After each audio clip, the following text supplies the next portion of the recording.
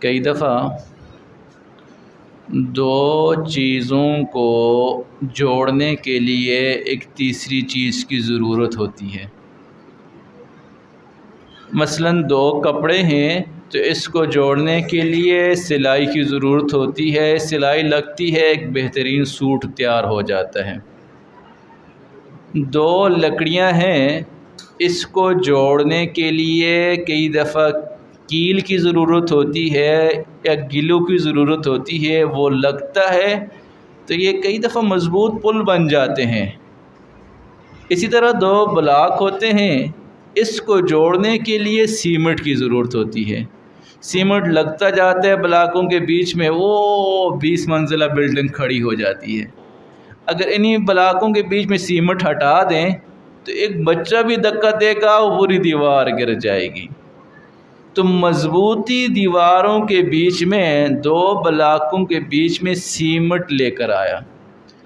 ایک سوال اٹھتا ہے ذہن میں کہ دو بلاک جڑتے ہیں سیمنٹ سے، لکڑیاں جڑتی ہیں کیل سے، کپڑے جڑتے ہیں دھاگے سے، تو میاں بیوی کے رشتے میں مضبوطی کس چیز سے آتی ہے؟ آخر اس کو جوڑنے کے لیے کیا چیز ہے؟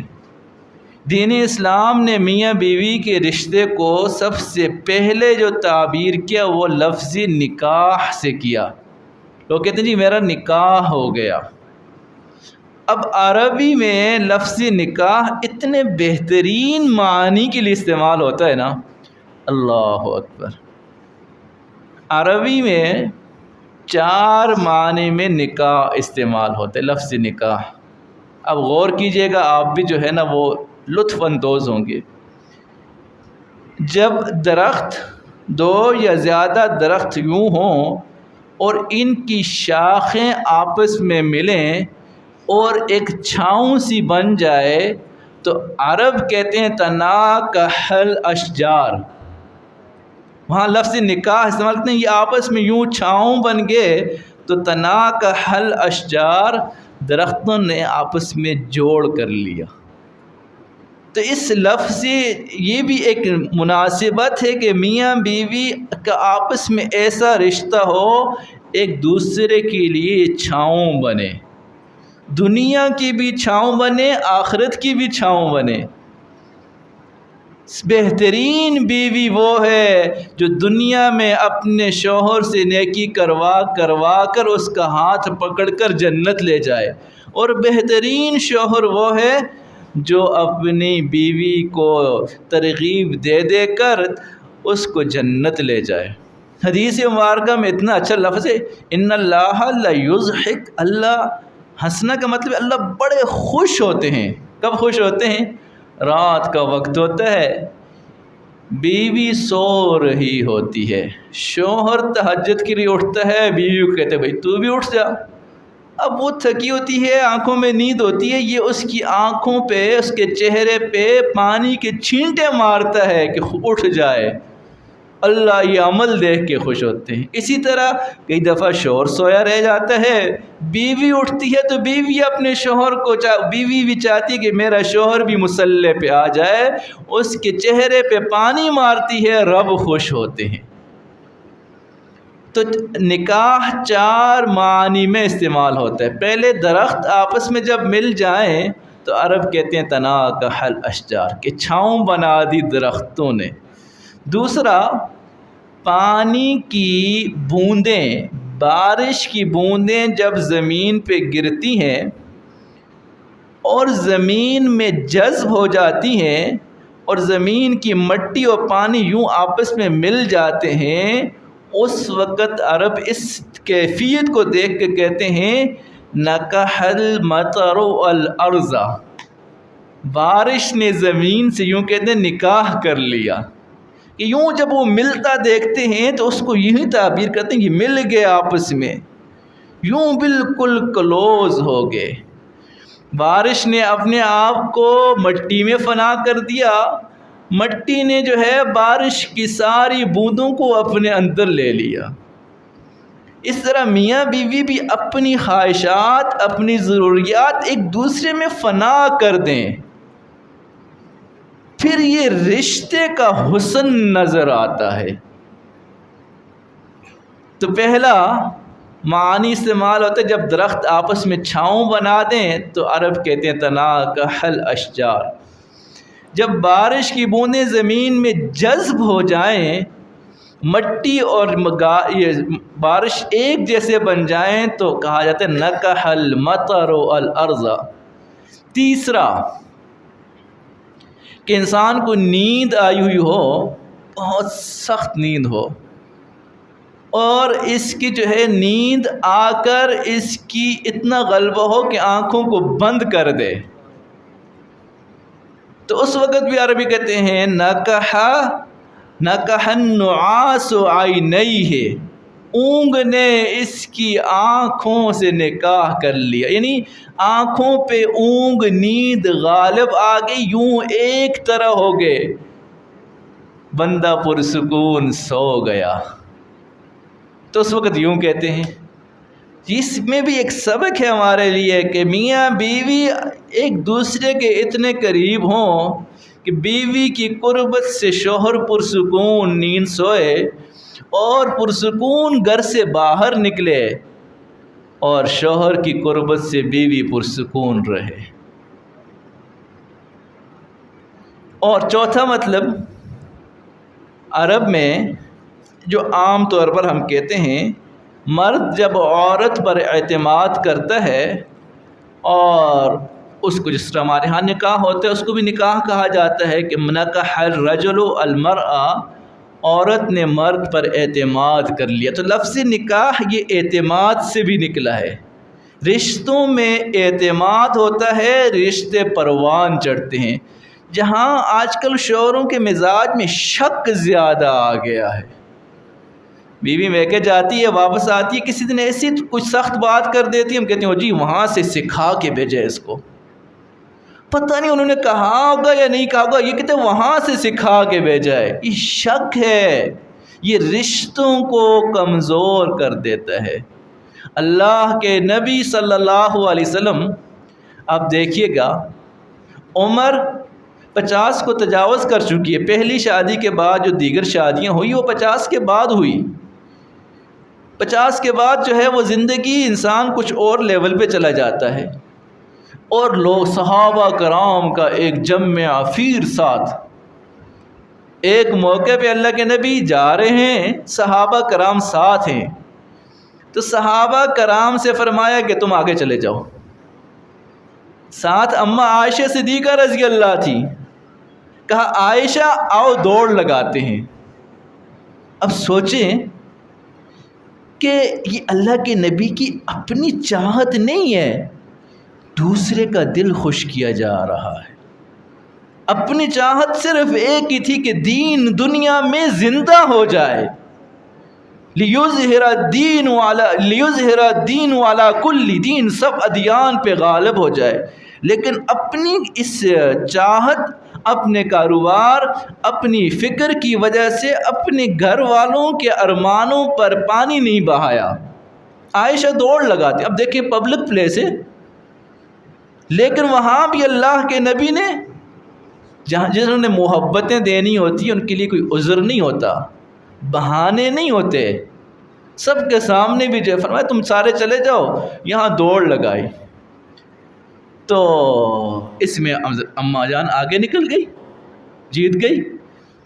کچھ عرصے بعد پھر ایسے اماں جان بھول گئی یہ واقعہ، پھر ایسے صحابہ کرام کے ساتھ جا رہے تھے، فرمایا صحابہ جاؤ تم آگے چلے جاؤ۔ صحابہ چلے کے کہا عائشہ چلو دوڑ لگاتے ہیں۔ اللہ اکبر۔ تو یہ دوڑ پھر لگائی اور پھر اللہ کے نبی آگے نکل گئے، فرمایا بدلہ لے لیا آپ سے۔ روایت میں آتا ہے، بخاری شریف کی روایت ہے، کبھی موقع ملا پوری بیان کروں گا۔ اللہ کے نبی نے، امام بخاری رحمہ اللہ نے اس روایت کو ذکر کیا ہے رات میں بیٹھ کر گفتگو کرنے کے بارے میں، کہ رات کو عشاء کے بعد بھی گفتگو کرنا جائز ہے۔ تو وہاں ایک حدیث ذکر کی ہے، اس کو کہتے ہیں حدیث ابو زرعہ، جس میں 11 عورتوں نے اپنے اپنے شوہروں کی کوالٹی بیان کی، میرا شوہر ایسا ہے، تو کسی نے کہا میرا ایسا ہے، اس میں جو سب سے بہترین شوہر تھا اس کو ابو زرعہ کہا جاتا ہے۔ اس کی بیوی کہتی میرے شوہر نے مجھے زیورات سے یوں لد دیا، میں غریب تھی، اس نے جو ہے مجھے مالا مال کر دیا، میں صبح سوتی رہوں مجھے جگاتا نہیں، گفتگو کروں گفتگو میں عیب نہیں نکالتا، میرے جو ہے ہر طرح سے مزے ہی مزے نا۔ لیکن کیا ہوا؟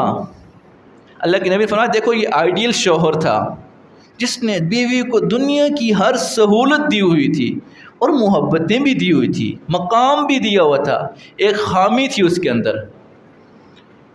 کہا عائشہ وہ ایک دن باہر نکلا، اس کو ایک اور عورت پسند آ گئی، اس نے اس سے شادی کر کے اس لڑکی کو طلاق دے دی۔ عائشہ ابو زرعہ نے ام زرعہ کو ساری سہولیات دینے کے بعد طلاق دے دی تھی، میں تجھ سے محبت ایسے کرتا ہوں جیسے ابو زرعہ ام زرعہ سے کرتا تھا، لیکن اس نے طلاق دے دی، عائشہ میں تجھے طلاق نہیں دوں گا۔ یہ بہت مضبوط سٹیٹمنٹ ہے میرے بھائیوں، جو ہر بات میں گھر میں کہتے ہیں تجھے طلاق دے دوں گا۔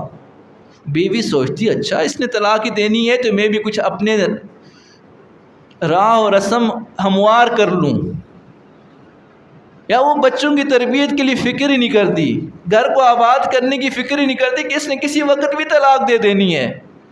اس کو مضبوط جو ہے کرنا ہے، یہ لفظ کبھی بھی گھر میں مت کہیں، یہ لفظ زہر قاتل ہے، اللہ کے نبی کی سنت ہے کہ یہ لفظ نہ کہیں کہ میں آپ کو طلاق نہیں دوں گا۔ آج تو ایک روایت پڑھی، اللہ کے نبی صلی اللہ علیہ وسلم سفر میں جا رہے ہیں، صحابہ ساتھ ہیں، اما عائشہ صدیقہ رضی اللہ کی اونٹنی یوں بدک کے چلی گئی، یوں دوڑی، اللہ کے نبی پریشان ہوئے، کہا واہ عروسہ، ارے ہائے میری دلہن، سب کے سامنے جو ہے اپنی بیوی کو دلہن کہہ رہے ہیں۔ اب کہہ کے دیکھو آپ گھر میں جاؤ،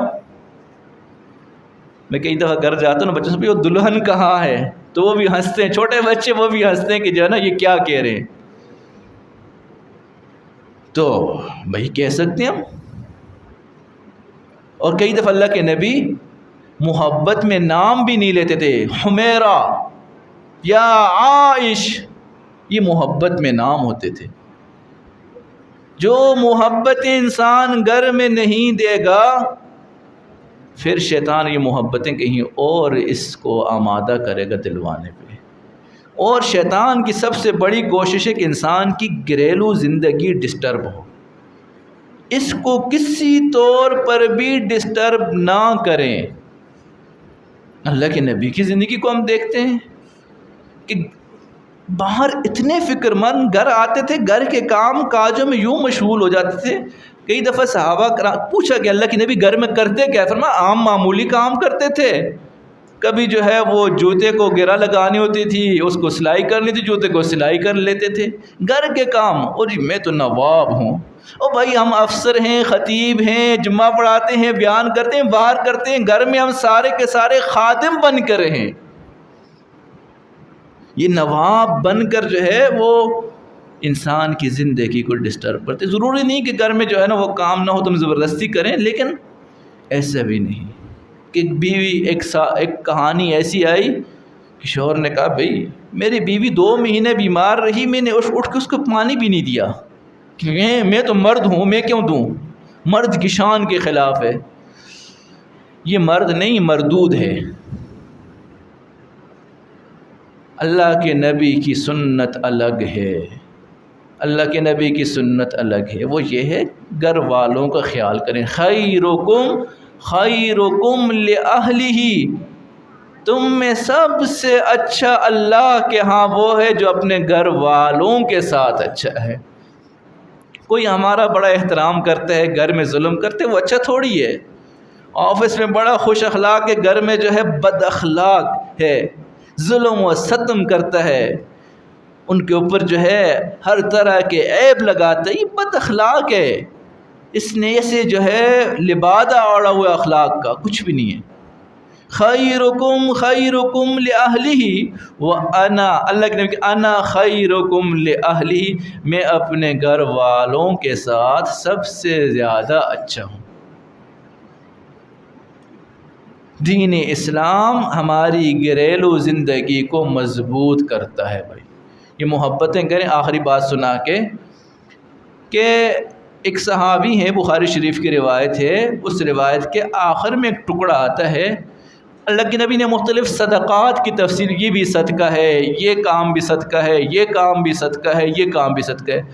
آخر میں فرمایا حتی لقمۃ فی امرأتہ، یہاں تک کہ تم پلیٹ کھانے پہ بیٹھے ہوئے ہو، کھانا رکھا ہوا ہے، بیوی سامنے بیٹھی ہوئی ہے، آپ نے لقمہ اٹھا کر بیوی کے منہ میں ڈالا، رب کو راضی کرنے کے لیے اللہ اس پہ بھی صدقے کا ثواب دیں گے۔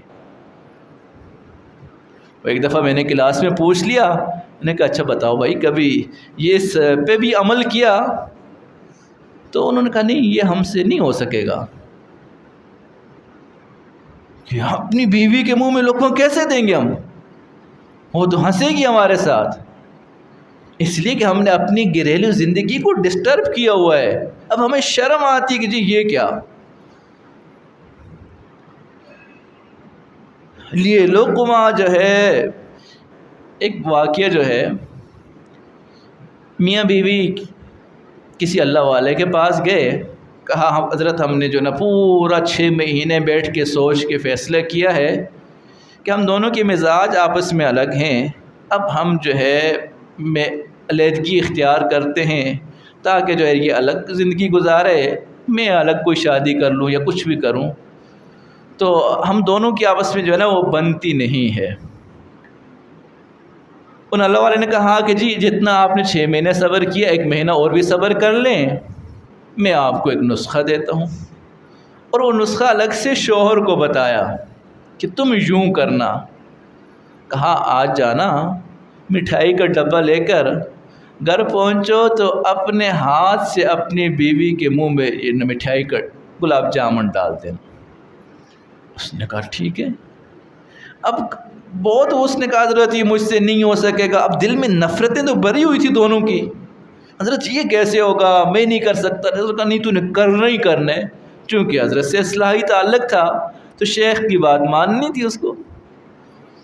کہتے ہیں میں مٹھائی کا ڈبہ لے کر آیا تو بیوی جب دسترخوان پہ بیٹھی تو میں نے ڈبہ کھول کے اس کے منہ میں مٹھائی دے دی، تو تھوڑی دیر وہ اس کی آنکھوں میں آنسو آ گئے کہ یہ کیا کیا آپ نے؟ کہا جی وہ مجھے حضرت نے بتایا تھا کہ یہ سنت عمل ہے۔ کہا اچھا دین اتنا اچھا ہے، بس آج سے میں نماز پڑھنا شروع کر دیتی ہوں۔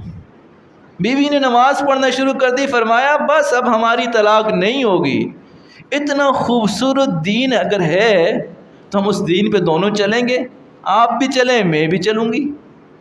تو یہ ایک ایک عمل گھروں میں سکون پیدا کرتا ہے بھائی۔ دعا ہے جو کچھ کہا گیا اللہ عمل کرنے کی توفیق عطا فرمائے۔ وآخر دعوانا ان الحمد للہ رب العالمین۔ اللہم صلی علی سیدنا محمد وعلی آل سیدنا محمد وبارک وسلم۔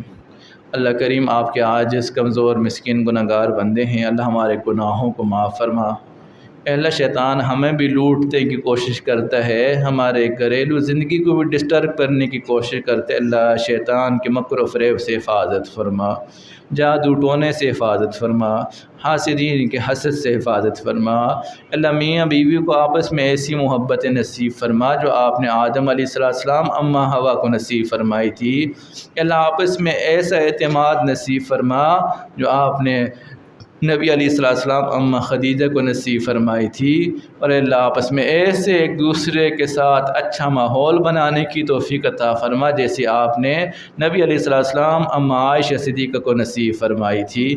اللہ کریم ہم سب کی گھریلو زندگی کو سنتوں کے مطابق بنا دیجئے۔ اے اللہ دین کے مطابق بنا دیجئے۔ اے اللہ یہ دین رشتوں کو مضبوط کرتا ہے، بے دینی رشتوں کو کمزور کرتی ہے۔ اللہ سب گھروں سے بے دینی کو نکال دیجئے، اللہ دین کو داخل کر دیجئے۔ جاء الحق وزهق الباطل، اللہ حق کو ہمارے گھروں میں داخل کر دیجئے، باطل خود مٹ جائے گا، اللہ باطل کو مٹا دیجئے۔ اے اللہ ہمیں حق پہ استقامت نصیب فرمائیے۔ اے اللہ ہماری اولادوں کے ایمان کی حفاظت فرما دیجئے، اللہ ہماری اولادوں کے ایمان کی حفاظت فرما دیجئے۔ اے اللہ آپ نے فرمایا قوا انفسکم واہلیکم نارا، اے ایمان والو اپنے آپ کو اپنے گھر والوں کو جہنم سے بچا دیجئے۔ اے اللہ آپ ہمیں اور ہمارے گھر والوں کو جہنم سے بچا دیجئے، اے اللہ ہمیں جنت میں اکٹھا فرما دیجئے، اللہ ہماری دعا کو قبول فرما دیجئے۔ وصلی اللہ تعالی علی خیر خلقہ محمد وآلہ وصحبہ اجمعین برحمتک۔